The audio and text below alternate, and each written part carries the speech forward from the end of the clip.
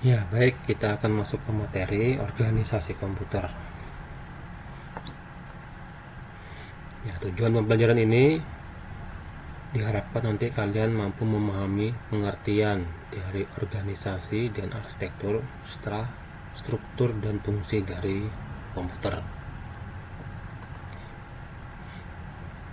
Nah, kalau kita berbicara tentang komputer, pasti kalian sudah paham bagaimana bentuk atau fisik komputer yang sudah pernah kalian lihat selama ini ya. Bisa yang model seperti ini atau disebut laptop ya, atau PC dengan berbagai macam aplikasi. Namun sebenarnya di dalam computer engineering, komputer itu sangat luas aplikasinya.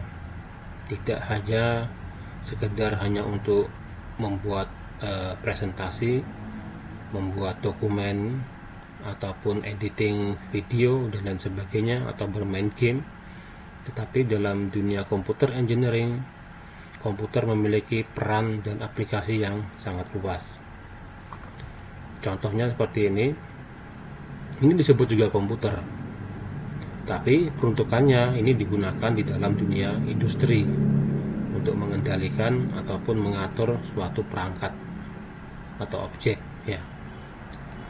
Atau bisa juga seperti ini juga komputer, hanya dia digunakan di dalam kendaraan, atau biasa disebut kalau di dalam dunia otomotif ini disebut dengan ECU, Electronic Control Unit.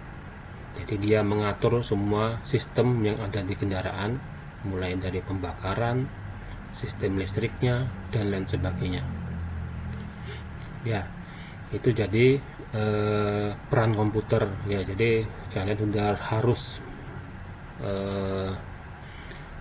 mengesampingkan bahwa komputer tidak hanya lagi dari sebuah perangkat seperti laptop ataupun PC, tapi komputer sudah dalam arti yang luas ya. Oke, kalau gitu sebenarnya komputer itu apa? Menurut Wikipedia, komputer dapat diartikan sebuah mesin yang dapat diinstruksikan untuk menjalankan urutan aritmetik atau operasi logika secara otomatis melalui program komputer ya. Jadi komputer itu mengarah pada objek atau perangkat ya. Jadi dia bisa diprogram secara aritmetik ataupun operasi logika. Nah, nama programnya untuk menggerakkan komputer tersebut dikenal dengan istilah pemrograman komputer ya. Nah, secara lengkap kalau kita melihat PC ataupun laptop, jadi sebuah komputer lengkap itu terdiri dari beberapa perangkat keras, ada sistem operasi yang termasuk dalam pemrograman komputer, dan peralatan periferal yang diperlukan untuk digunakan agar komputer dapat beroperasi. Nah, ini disebut dengan sistem komputer.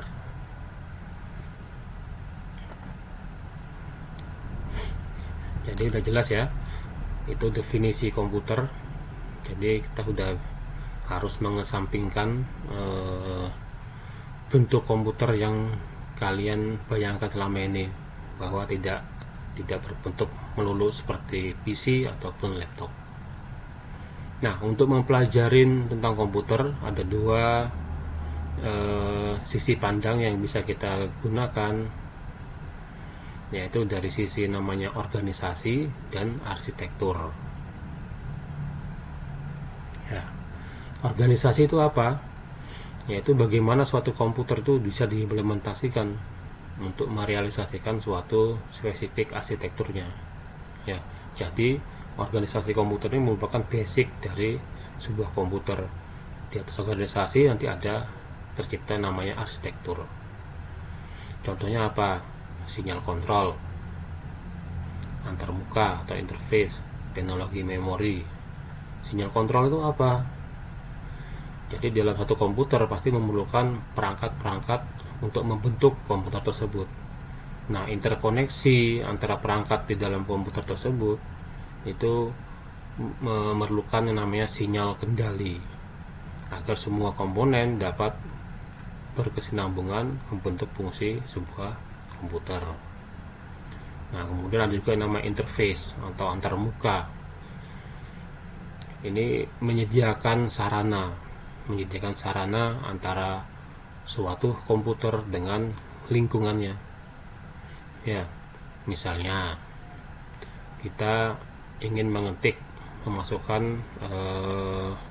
kode-kode huruf ataupun angka, pasti kita memerlukan peripheral yang namanya keyboard, ya dong. Kita ingin melihat bentuk dari tulisan kita, pasti referensi interface-nya yang digunakan berupa monitor yang akan merepresentasikan semua data yang digunakan.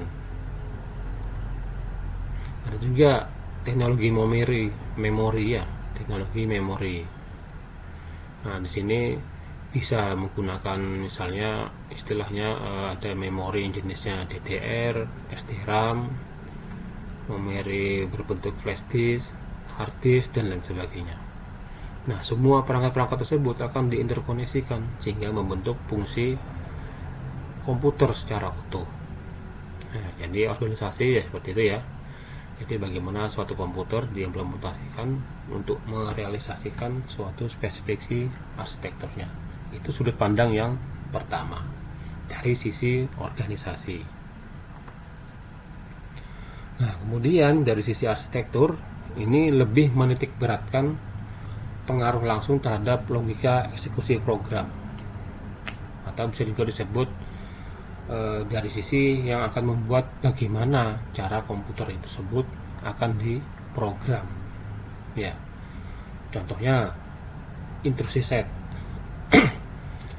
Jadi nanti setiap komputer tuh pasti memiliki intrusi set yang berbeda. Setiap PC atau setiap komputer memiliki intrusi set yang berbeda.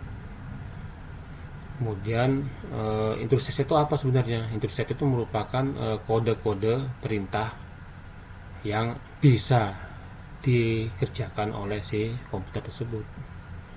Nah, nanti kita bahas ini dalam arsitektur komputer biasanya. Kemudian jumlah bit yang digunakan untuk merepresentasikan data. Nah, ini juga berbeda. Jadi setiap komputer itu memiliki jumlah bit. Kita tahu bahwa komputer itu merupakan perangkat digital di mana semua data itu direpresentasikan dalam bentuk diskrit. Ukuran terkecil dalam suatu data di komputer itu dikenal dengan istilah bit, ya. Jadi bit itu nilainya hanya ada dua. Pertama low dan yang kedua adalah high. Low itu merepresentasikan data 0, high itu merepresentasikan data berupa logika 1.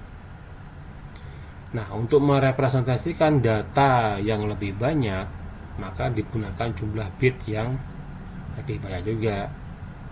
Contohnya, misalnya kalian mendengar istilah komputer 32 bit, ya kan? Berarti CPU-nya itu menggunakan jalur data sebanyak 32 bit untuk merepresentasikan semua data yang digunakan. Atau juga bisa komputer 64 bit, nah berarti lebih banyak lagi. Atau yang paling kecil bisa 8 bit, 16 bit, dan seterusnya. Nah, berbeda jumlah bit, maka untuk merepresentasikan data itu juga pasti berbeda. Ya, mungkin kalau komputer dengan 8 bit, jumlah data yang bisa direpresentasikan pasti jauh lebih banyak untuk komputer yang menggunakan 32 bit. Oke. Nah, itu berpengaruh langsung terhadap bagaimana komputer itu nantinya akan diprogram. Yang kedua, yang berikutnya, contoh dari arsitektur misalnya I/O mekanisme. Nah, jadi komputer pasti memiliki banyak jumlah I/O, di mana setiap I/O itu pasti memiliki mekanisme untuk bertransaksi data.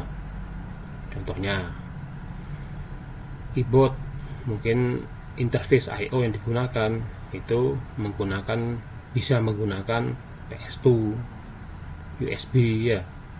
Nah, cara mengambil data dari sebuah keyboard itu pasti berbeda antara yang menggunakan PS2 atau menggunakan USB, atau pasti berbeda lagi yang menggunakan Bluetooth ya atau wireless. Nah, itu mempunyai cara-cara yang berbeda. Contoh berikutnya addressing. Ini contoh dari arsitektur komputer. Data-data tersebut toh pasti nantinya akan disimpan ya, baik dalam memori sementara ataupun memori yang permanen. Nah, untuk menyimpan data ke dalam memori pasti diperlukan yang namanya addressing ya. Jadi addressing ini lokasi, bisa menunjukkan suatu lokasi di mana sebuah data itu akan disimpan. Nah, addressing ini dibentuk dari sudut pandang organisasi ya. Jadi nanti dalam organisasi, perangkat-perangkat yang digunakan untuk menyimpan data seperti memori tadi itu akan disusun sedemikian rupa sehingga dari situ akan membentuk addressing. Nah, itu bisa berbeda-beda antara setiap komputer, jadi tidak pasti sama ya addressingnya, dan itu akan berpengaruh langsung terhadap sisi pemrogramannya.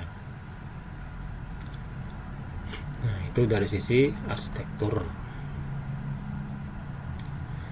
Arsitektur boleh sama, organisasi dapat berbeda.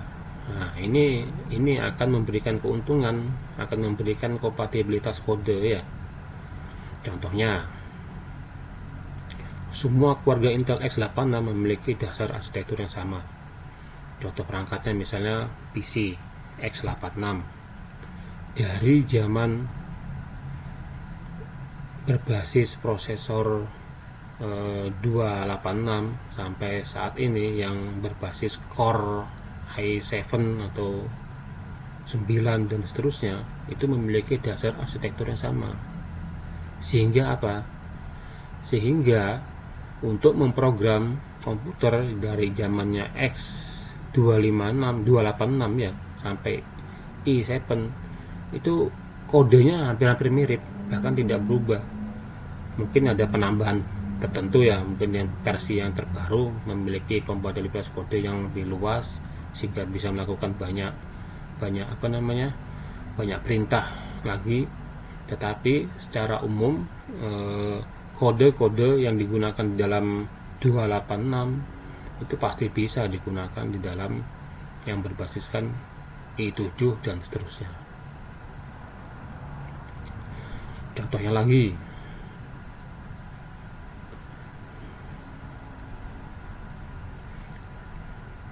ya seperti itu ya. Jadi di dalam organisasi dan arsitektur sebuah PC, arsitektur itu bisa sama, tapi organisasi dapat berbeda.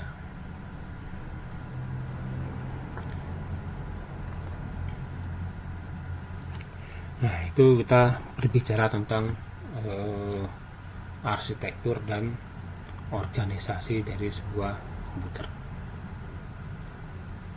Nah, sekarang kita masuk ke struktur dan fungsi dari sebuah komputer.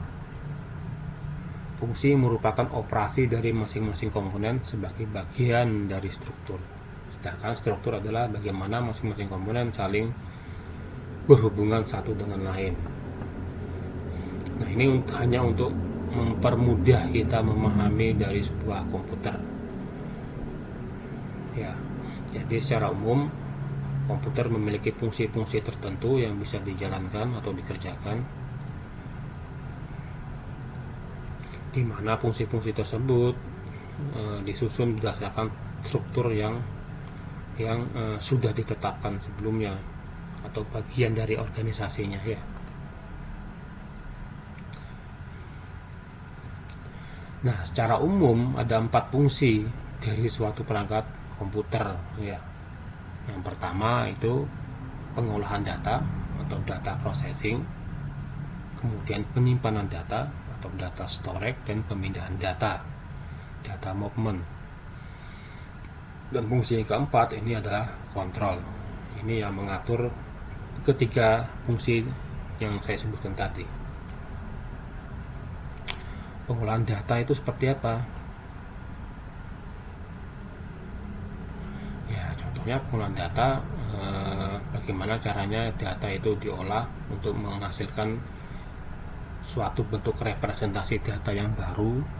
Ya, bisa melakukan proses aritmetik, bisa melakukan proses logik dan sebagainya.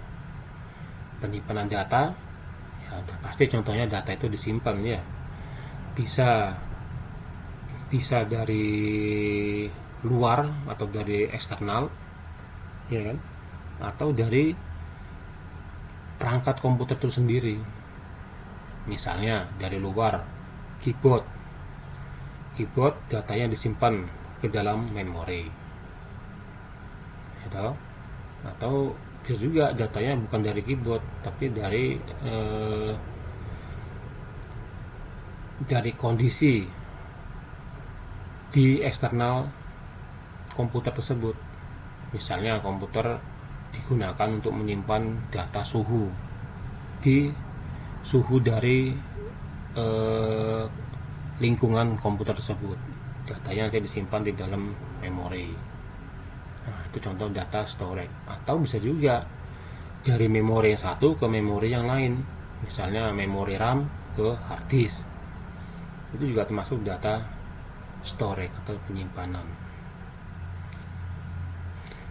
Nah, kalau tadi ada transfer data untuk data penyimpanan, pasti memerlukan namanya pemindahan data atau data movement.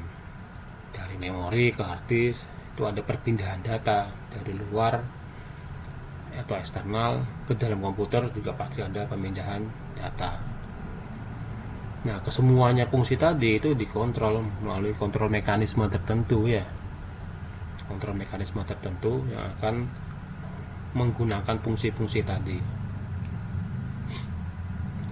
Nah, ini komputer, fungsi komputer ya. Jadi ada empat fungsi dasar komputer. Nah, sedangkan struktur, kalau kita melihat komputer secara top level ya, ini adalah bagian-bagian dari komputer atau pembentuk fungsi komputer ya. Kita lihat tadi bahwa fungsi komputer dapat memproses data processing. Berarti secara perangkat komputer memerlukan suatu unit yang digunakan untuk dapat memproses data tersebut, baik secara aritmetik ataupun secara logik. Nah, komponen tersebut dikenal dengan istilah Central Processing Unit ya, atau CPU. Nah, disinilah tempat data itu nantinya akan diolah ya.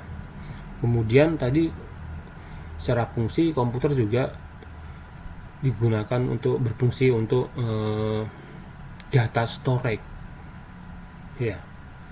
Nah, itu artinya apa? Sebuah perangkat komputer pasti memerlukan media yang bisa digunakan untuk menyimpan data tersebut. Nah, dalam komputer itu dikenal dengan istilah memori. Ini ya, memori. Nah, kemudian tadi juga dikatakan bahwa komputer juga dapat digunakan untuk memindahkan data. Bisa dari Central Processing Unit disimpan ke memori ya kan, atau dari eksternal. Ini eksternal, melalui komunikasi lain dia masuk ke komputer untuk dipindahkan datanya. Dia juga pasti memerlukan suatu piranti yang digunakan untuk menginterfaskan antara lingkungan dengan komputer. Nah, ini disebut dengan istilah input output. Jadi data ini ada dua ya, dua sini,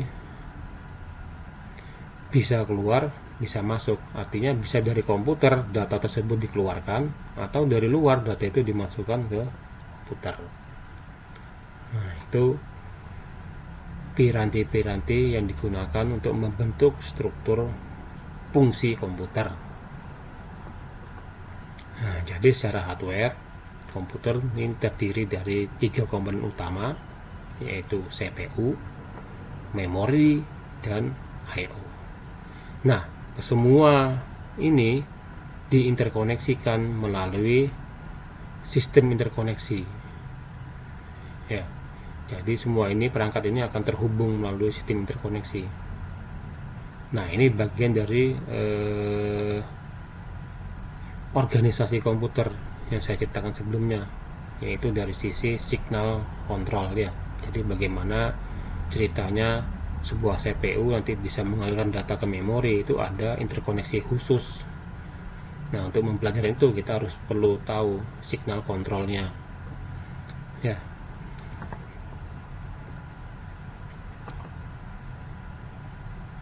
Nah, di dalam CPU juga terdiri dari berbagai macam komponen-komponen agar dia dapat menjalankan fungsi sebagai pengolahan data tentunya ya. Contohnya di sini fungsi-fungsi utama atau komponen-komponen utama di dalam CPU nanti ada yang namanya arithmetic and logic unit. Nah, ini untuk pemrosesan data secara aritmetik ataupun secara logik ya kan. Ini dilakukan di sini komponennya. Kemudian ada juga namanya register. Ini sejenis memori yang digunakan untuk menyimpan data sementara. Jadi hanya sementara di sini. Jadi memori yang di sini tidak besar karena dia hanya untuk sebagai buffering data yang masuk ataupun data yang keluar dari CPU. Kemudian ada control unit. Control unit digunakan untuk mengatur semua fungsi-fungsi tersebut agar bisa berjalan sesuai yang diinginkan atau sekuensial. Nah, di dalamnya juga ada internal CPU interconnection. Nah, jadi semua komponen-komponen ini nanti dikoneksikan dengan internal CPU connection ini, yang tentunya ini hampir mirip dengan internal koneksi dalam sistem komputer ya. Hanya saja ini terjadi di dalam CPU. Nah, kalau kita lihat juga kita breakdown kembali. Jadi tadi dari komputer di dalamnya ada CPU di dalamnya ada ALU atau arithmetic logic unit, ada control unit, ada register. Nanti di dalam control register juga ada komponen-komponen lainnya ya yang akan membentuk fungsi control unit ini. Contohnya ini control unit, di dalamnya ada sequential logic, ada control memory, ada control unit, register, dan decoder, dan lain sebagainya. Jadi setiap komponen di dalam sistem komputer itu pasti memiliki struktur level yang berbeda-beda yang akan membentuk fungsi tersebut. Nah, jadi itu ya struktur dan fungsi komputer.